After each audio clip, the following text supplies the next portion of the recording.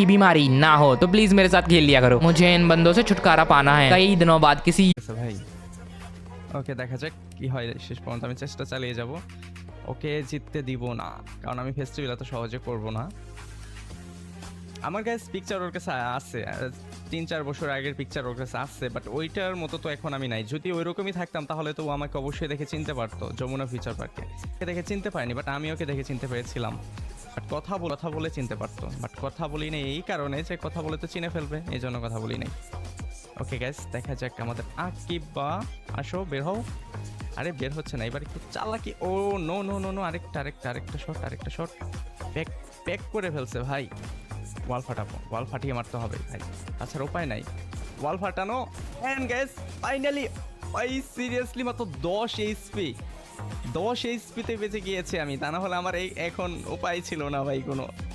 ও